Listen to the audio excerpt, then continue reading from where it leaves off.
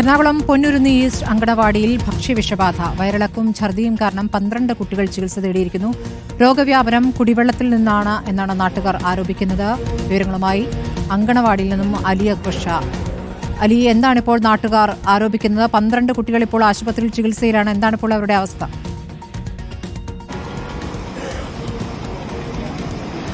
സ്മൃതി, Vyttila Ponnurunni east അംഗനവാടിയിലാണ് ഇത്തരത്തിലൊരു ആരോപണം ഉയർന്നിരിക്കുന്നത്. 12 കുട്ടികൾക്കും അതുപോലെ തന്നെ 3 രക്ഷിതാക്കൾക്കുമാണ് ഇത്തരത്തിൽ ഭക്ഷ്യവിഷബാധ ഉണ്ടായിരിക്കുന്നത്. ഇവർക്ക് വയറിളക്കവും ഛർദിയും ബാധിച്ചിരിക്കുകയാണ്. നാട്ടുകാർ പറയുന്നതനുസരിച്ച് അംഗനവാടിയിൽ നിന്നും ഭക്ഷണം വീടുകളിലേക്ക് കൊടുത്തുവിടാറുണ്ട്. ഈ ഭക്ഷണം കഴിച്ചവരിലാണ് ഈ 3 രക്ഷിതാക്കൾക്ക് ഇത്തരത്തിൽ ഈ രോഗാവസ്ഥ ഉണ്ടായിരിക്കുന്നതെന്നാണ് പറയുന്നത്. ഗുരുതരമായ ആരോപണമാണ് ഇവിടെ നിന്നും ഉയർന്നു വരുന്നത്. ഇതിൽ പ്രധാനമായും പറയുന്നത് കുടിവെള്ളമാണ് ഇത്തരത്തിലൊരു രോഗാവസ്ഥയിലേക്ക് നയിച്ചതെന്നാണ്. ഇവിടുത്തെ അവസ്ഥ നമ്മൾ വന്ന് കാണുമ്പോൾ തന്നെ വ്യക്തമാണ്. ഈ കാണുന്നതാണ് ഇവിടുത്തെ വാട്ടർ ടാങ്ക് എന്ന് പറയുന്നത്. അതിലെ വെള്ളത്തിന്റെ അവസ്ഥ നമ്മൾ നോക്കിയാൽ മനസ്സിലാകും. ഇത്രയും നാൾ പല വിധത്തിലുള്ള പരാതികൾ ഉയർത്തിയിരുന്നെങ്കിലും ഈ വാട്ടർ ടാങ്ക് തുറന്നു പരിശോധിക്കുന്ന സാഹചര്യം ഉണ്ടായില്ല എന്നാണ് നാട്ടുകാർ പറയുന്നത്. പക്ഷേ ഇന്ന് ഈ വിഷയം ഉണ്ടായപ്പോഴാണ് ഇവർ ഈ ടാങ്ക് തുറന്നു പരിശോധിക്കുന്നത്. ഇപ്പോൾ ഈ ദൃശ്യങ്ങളിൽ കാണുന്നത് ഈ കുടിവെള്ള ടാങ്കിൽ നിന്നും നാട്ടുകാർ കുപ്പിയിലാക്കി വെച്ച പാറ്റകളെയാണ്. ചത്ത പാറ്റകളും പ്രാണികളും ഒക്കെ നിറഞ്ഞ അവസ്ഥയിലാണ് ഈ ചെറിയ കുട്ടികൾ കുടിക്കുന്ന ഈ പഠിക്കുന്ന അംഗനവാടിയിലെ കുടിവെള്ളത്തിന്റെ അവസ്ഥ എന്ന് പറയുന്നത്. ഈ ദൃശ്യങ്ങളിൽ കാണാൻ കറുത്ത നിറത്തിലാണ് ആ വെള്ളമുള്ളത്.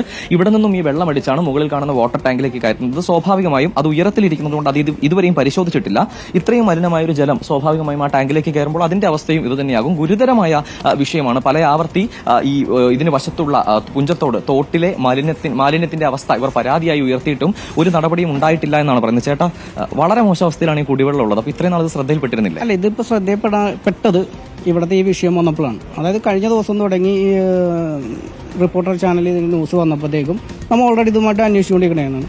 ഈ കഴിഞ്ഞ ദിവസമാണ് ഇവിടെ ഈ കൊച്ചുങ്ങൾക്ക് പാടില്ല എന്നും പറഞ്ഞുകൊണ്ട് ഈ വിഷയം വന്നപ്പോഴാണ് നമ്മൾ ഇതിനകത്ത് ഇറങ്ങിയത്. അതിന് മുമ്പ് നിലവിൽ ഇങ്ങനെ ഒരു കാറ്റ് വീശുന്നത് പോലെ ചില പ്രശ്നങ്ങളൊക്കെ ഉണ്ടായതാണ്. ഇവിടെ വെള്ളത്തിന്റെ പ്രശ്നവും വെള്ളത്തിലെ അണുക്കളും അതും ഇതൊക്കെ ആയിട്ടാണ്. നിങ്ങൾക്കറിയാം, ഇപ്പോൾ പുറകിലേക്ക് നോക്കി കഴിഞ്ഞാൽ അറിയാം ഇവിടുത്തെ അവസ്ഥ എന്താണ്. ഇത് വരുന്നത് മറ്റേ പുഞ്ചത്തോട് അങ്ങ് അറ്റത്തുനിന്ന് വരുന്ന 46-ാം ഡിവിഷന്റെ അങ്ങ് അറ്റത്തുനിന്ന് വരുന്ന മാലിന്യമാണ്. അതായത് ഇവിടുത്തെ മാത്രമല്ല മാലിന്യം, അവിടെ നിന്നുള്ള ഈ നമ്മുടെ വർഷാപ്പിലുള്ള ഈ എണ്ണകളും വേസ്റ്റുകൾ, ഹോട്ടലിൽ നിന്ന് തന്നെ വേസ്റ്റുകളും. സ്മൃതി, ആ ദൃശ്യം ഒന്ന് കാണേണ്ടതുണ്ട്. അതായത് ഈ കുട്ടികൾ പഠിക്കുന്ന അംഗനവാടിയോട് ചേർന്നാണ് ഈ പുഞ്ചത്തോട് ഒഴുകുന്നത്. ആ തോടിന്റെ അവസ്ഥ അത് നമ്മൾ നേരത്തെ തന്നെ ഈ തോടുകളും കനാലുകളുമായി ബന്ധപ്പെട്ടുള്ള റിപ്പോർട്ട് നമ്മൾ ചെയ്തതാണ്. ഈ അവസ്ഥ ഒന്ന് നേരിട്ട് കാണേണ്ടതാണ്. ഈ ചെറിയ കുട്ടികൾ പഠിക്കുന്ന ഈ അംഗനവാടിയുടെ സമീപത്തുള്ള കനാലാണ് ഈ കാണുന്നത്. ഈ കനാലിനോട് ചേർന്നാണ് ഈ അംഗനവാടിയിലേക്ക് കുടിവെള്ളം എടുക്കുന്ന വാട്ടർ ടാങ്ക് ഉള്ളത്. ഏകദേശം തമ്മനം മുതൽ ഇങ്ങോട്ടുള്ള മാലിന്യമാണ് ഒഴുകി വന്ന് ഈ അംഗനവാടിയോട് ചേർന്ന് പുഞ്ചത്തോടിൽ അടിയുന്നത്. ഇതിൽ ഹോട്ടൽ വേസ്റ്റ് ഉണ്ട്, അതുപോലെ മറ്റ് പല ഓയിൽ മാലിന്യങ്ങളുണ്ട്, വർക്ക്ഷോപ്പിൽ നിന്നുള്ള മാലിന്യങ്ങളുണ്ട്. വളരെ ദയനീയമാണ് ഈ കാഴ്ച. ഈ ഭാഗം ഒന്ന് വിഷ്വലിൽ കാണിക്കേണ്ടതാണ്. ഇങ്ങോട്ട് നോക്കിയാൽ കാണാം. ഏകദേശം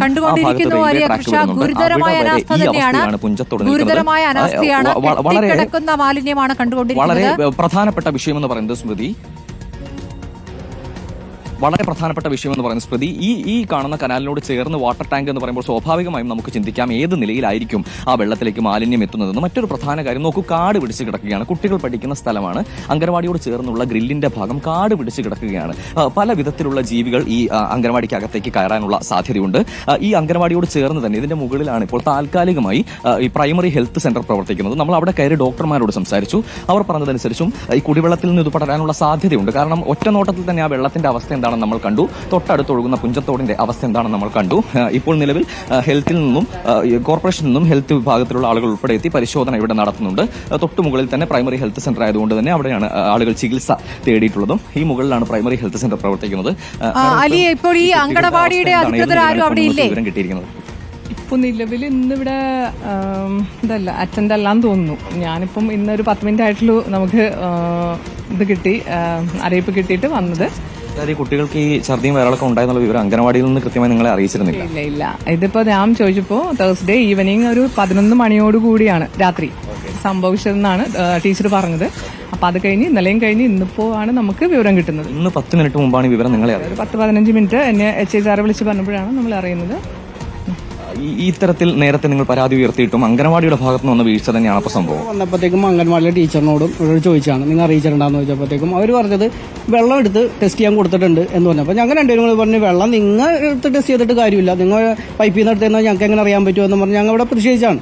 അതിൻ്റെ ഇടയ്ക്ക് മറ്റേ ക്ലീൻ ചെയ്യുന്ന ആൾക്കാർ വന്നിട്ട് ആ വാട്ടർ ടാങ്ക് ക്ലീൻ ചെയ്യാൻ പോയി. നമ്മൾ പറഞ്ഞാൽ നടക്കൂല, ക്ലീൻ ചെയ്യാൻ പറ്റൂലെന്ന് തന്നെ പറഞ്ഞു. ക്ലീൻ ചെയ്യാൻ വേണ്ടി തടസ്സപ്പെടുത്തി നമ്മൾ അത് മാറ്റി നിർത്തി കഴിഞ്ഞ് ഹെൽത്തിൽ നിന്ന് ആളെ വിളിക്കാൻ പറഞ്ഞപ്പോഴത്തേക്ക് ഹെൽത്തിൽ നിന്ന് ആളെ വിളിച്ചിട്ടുണ്ടെന്ന് പറഞ്ഞു. പക്ഷെ നമ്മൾ വിളിച്ച് ചോദിച്ചപ്പോഴത്തേക്കും ഹെൽത്തുകാർ അറിഞ്ഞിട്ടില്ലെന്ന് പറഞ്ഞ ഈ സംഭവം. നമ്മ കൗൺസിലർ നമ്മുടെ തൊട്ടടുത്ത 47-ാം ഡിവിഷനിലെ കൗൺസിലർ പത്മനാഭനോട് പറഞ്ഞപ്പോഴത്തേക്ക് അയാൾ അറിഞ്ഞിട്ടില്ല, ഞാൻ ഇപ്പൊ തന്നെ ഹെൽത്തിൽ പറഞ്ഞേക്കാന്നും പറഞ്ഞിട്ടാണ് ഈ മേഡം ഇപ്പൊ വന്നേക്കണത്. ഇവിടെ ഇപ്പൊ നിലവിൽ അംഗനവാടിയുടെ അധികൃതർ ആരെങ്കിലും ഉണ്ടോ മാഡം നിലവിൽ? അവരോട് ടീച്ചർ ഈ വിഷയം ഉണ്ടായിട്ട് എന്തുകൊണ്ടാണ് ടീച്ചർ ഹെൽത്തിലേക്ക് അറിയിക്കാൻ വൈകിയത്? ഇന്നലെ രാവിലെയാണ് ഞാൻ അറിഞ്ഞത്. അപ്പോൾ ഇവിടെ ചാനലുകാരായിരുന്നു ഞാൻ വന്നപ്പോൾ തുടങ്ങി. കുട്ടികളെ അമ്മമാരെന്നോട് പറഞ്ഞു ഒന്നും പ്രശ്നമില്ല, തിങ്കളാഴ്ച തുടങ്ങി കുട്ടികളെ അംഗൻവാടിയിൽ വിടാമെന്നാണ് എന്നോട് പറഞ്ഞത്.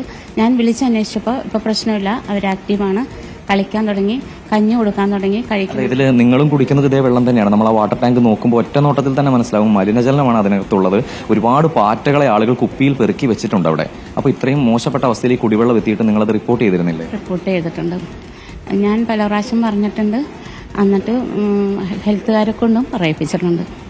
ഹെൽത്തിന്റെ ഭാഗത്തുനിന്ന് നടപടി ഉണ്ടായിട്ടില്ല എന്നാണോ പറയുന്നത്? ഹെൽത്തുകാരും അറിയിക്കേണ്ടവരെയൊക്കെ അറിയിച്ചിട്ടുണ്ട്. അല്ല, കുട്ടികൾ കുടിക്കുന്ന വെള്ളമാണ് അറിയിക്കേണ്ടവരെ അറിയിച്ചിട്ടുണ്ടെന്ന് പറഞ്ഞാൽ നിങ്ങളതൊരു പ്രധാനപ്പെട്ട വിഷയമായി റൈസ് ചെയ്തിരുന്നു ഇതുവരെ. പ്രത്യേകിച്ച് ഈ പുഞ്ചത്തോട് ഇതിന്റെ അവസ്ഥ കാണുമ്പോൾ വളരെ ദയനീയമാണ്. അതിനോട് ചേർന്നാണ് നിങ്ങളുടെ വാട്ടർ ടാങ്ക് ഉള്ളത്. ഉണ്ടായിരുന്നു. കുട്ടികൾക്കൊന്നും വാട്ടർ ബോട്ടിലാണ് വെള്ളം കൊണ്ടുവന്നെ, അവരതാണ് കുടിക്കുന്നത്.